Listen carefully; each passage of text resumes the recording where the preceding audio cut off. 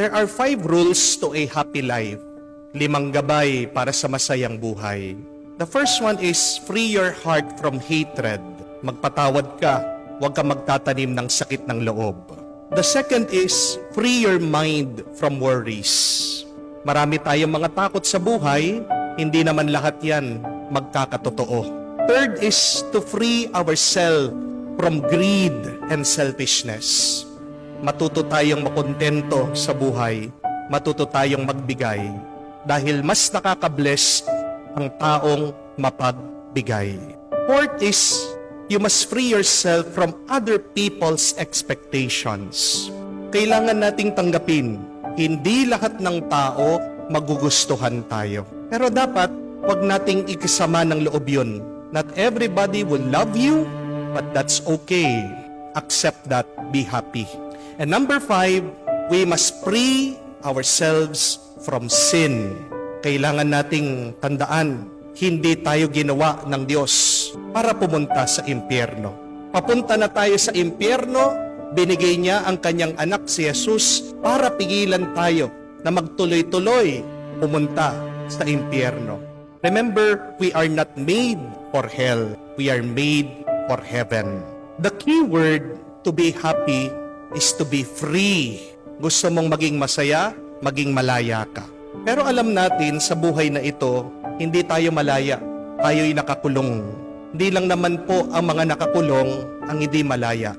Kahit din tayo, minsan hindi tayo malaya sa ating buhay. Marami sa atin ang nakakulong.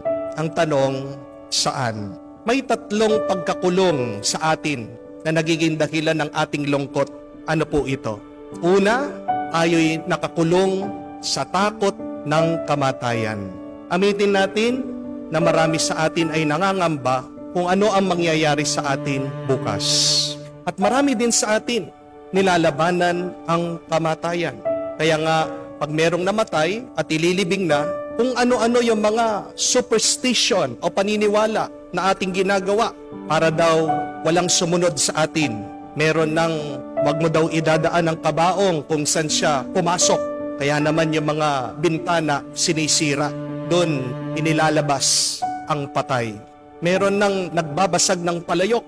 Meron din hindi naliligo at hindi nagwawalis. Malas daw. Baka merong sumunod. But we have to accept the fact, my dear friends, that death will come for us. Sabi nga po, death waits for no one. Walang hinihintay ang kamatayan. We could not bribe death. Wala tayong masasabi, maibibigay sa Diyos para hindi niya tayo kunin. Hindi natin masasabi sa Diyos na, Panginoon, matalino ako, kailangan ako ng mundo. Hindi natin masasabi na, Panginoon, mayaman ako. Hindi natin masasabi na, Panginoon, kailangan pa ako ng aking pamilya. Pag oras mo na, oras mo na. At yan ang pinapaalala ng ating Panginoon. Darating ang oras ng paghuhukom. Lalong-lalo na sa oras na hindi natin inaasahan. Kahit na anong gawin natin, may katapusan ang ating buhay. The quicker that you accept that, the quicker that you will be at peace and happy. Kung kailang ka kukunin ng Diyos, tanggapin mo. Wala kang magagawa para maiwasan mo ang kamatayan. Minsan nga kung palagi mong iniisip yan at nangangamba ka, yan pa yung nagiging dahilan ng iyong kamatayan. Ano po ang dahilan? Bakit marami sa mga may sakit namamatay? Dahil ba nanghihina sila? Hindi. Ang number 1 reason, dahilan, bakit namamatay ang may sakit? Nervyos. Kinakabahan. Kung lalo mong nililigtas ang iyong buhay, doon nga lalong umiiksi ang iyong panahon dito sa mundo.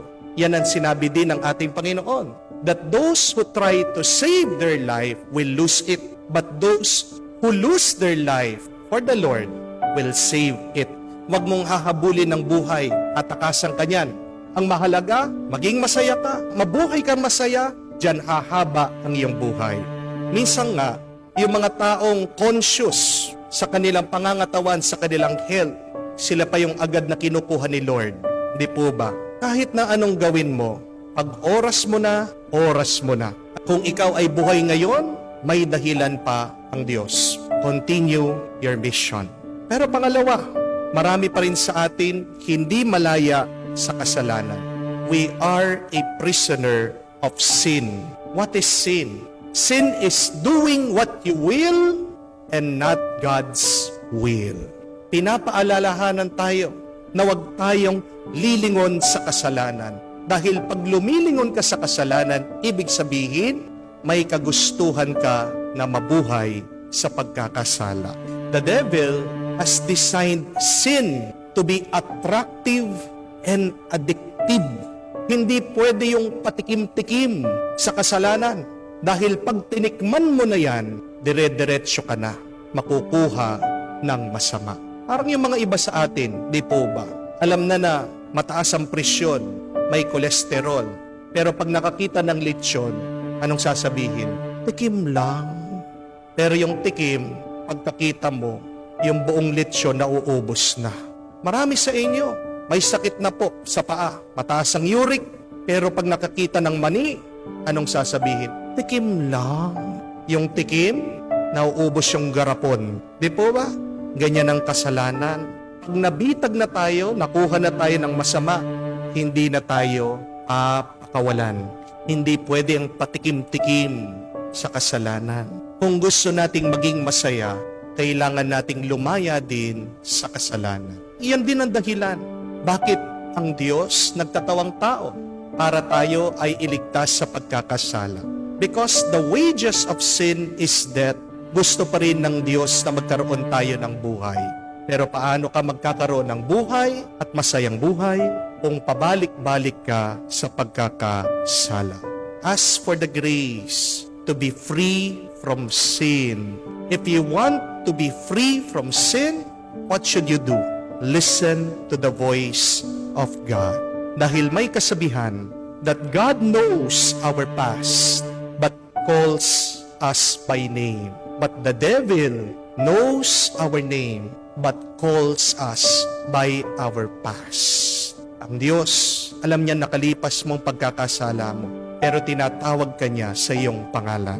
Pero ang masama ang demonyo, alam niyang pangalan mo, pero tinatawag ka niya sa iyong kasalanan. Dahil ang ating mga kasalanan ay ang ating mga kahinaan. Gusto mo maging malaya, huwag kang makinig sa masama.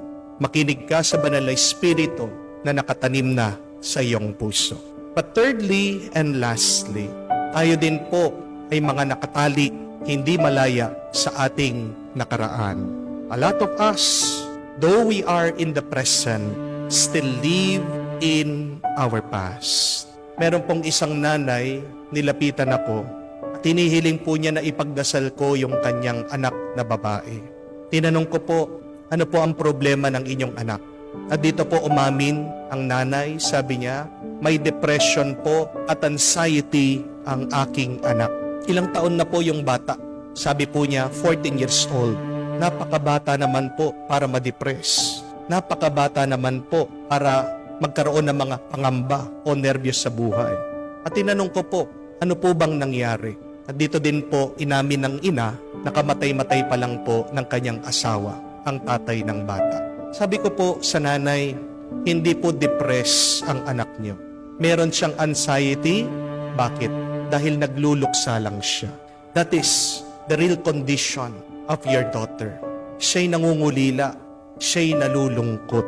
Namimiss niya ang kanyang ama. So I asked the mother not only to pray for her daughter, but to talk to her.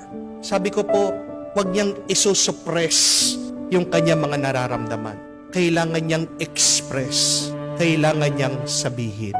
Pero tingnan niyo nga naman po, pag kayo ay nabubuhay sa nakalipas, ano ang mangyayari sa iyo? Hindi ka magiging masaya. My dear friends, yes, we love our loved ones. But no matter how much you cry for them, they will never live again if they have died. Tandaan niyo po. Kahit na anong iiyak mo, hindi mabubuhay ang iyong minamahal. Kung tayo ay nalulungkot dahil nabubuhay tayo, inaalala natin ang nakalipas. We miss something very special. What is it? The present. Kung nabubuhay ka sa nakalipas, meron kang nilalampasan, meron kang sinasayang, yun yung kasalukuyan.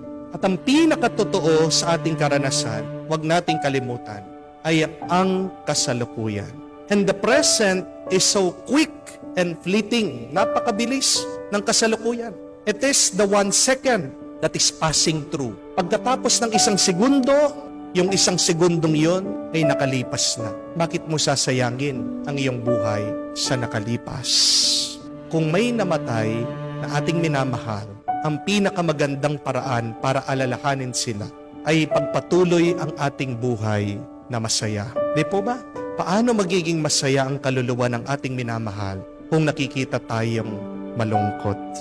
Hindi niyo po ba napansin, sa kotse, mas malaki po ang portion ng windshield kaysa sa rear view mirror? Parang merong tinuturo na aral sa atin yon.